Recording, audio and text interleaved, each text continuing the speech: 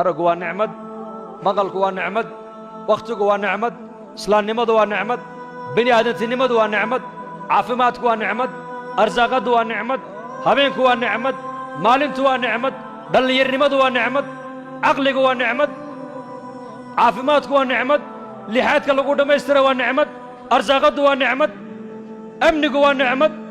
wain tacudduu nicmat allaahi laa tuxsuuhaa. ciise bnu maryam calayhi asalaam ayaa arkay nin labada gacmood halkaa ku go'an, labada lugoodna halkaa ku go'an, indhale oo waxbana aan arkayn, jidhkiisana ay ku dhacdee baras oo wada cad, oo ku ducaysanayoo leh ilaaha waxaan ku xamdiyaa balaayo badan oo addoommihiisa ku dhacday iga badbaadiyey aniga. waa ninkii, waa nin labada lugoodna halkaa ku go'an, labada gacmoodna intaa ku go'an, indha aan lahaynoo waxba arkaynin, jidhkiisana waxaa ku dhacdee baras uu wada cad yahay. waxauna ku ducaysanayaa yuu leeyahay ilaaha waxaan ku mahadiyaa balaayo badan oo addoommihiisa ku dhacday iga badbaadiyey baan ku mahadiyaa buu leeyahay. nebiyullaahi ciise calayhi salaam baa ku yidhi oo adiga balaayada kaa maqan ee dadka kale ku dhacdeed ilaahay ka magan galaysa maxay tahay buu yidhi. wuxuu yidhi waxa weeyaan dad baa jira buu yidhi qalbi bay leeyihiin, qalbiga ilaahay kuma hayaan cabsidiisa iyo jacayladiisa. carabna way leeyihiin, carabkoogana ilaahay kuma xasuustaan. ama aniga ilaahay wuxuu i siiyey qalban shaakiran wa lisaanan daakiran baa ilaahay i siiyey.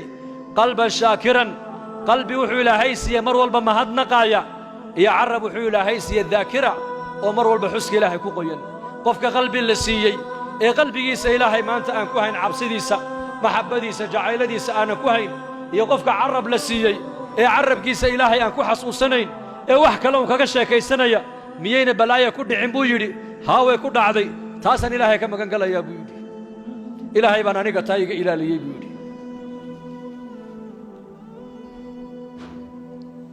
masiibada adduunyada ugu weyn ma taqaanaan waa dhimasho. bal wax ka weyn ma jirtaa? waxa adduunyada masaa'ib dadka bini aadamka ku dhacda.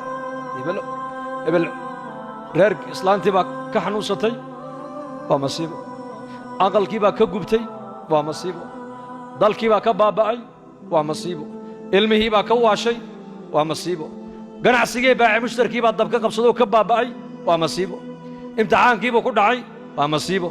gaadhi baa la dhacay oo lug iyo gacan baa jabtay, waa masiibo. laakiin masaa'ibtaasoo dhan waa laga kacaa.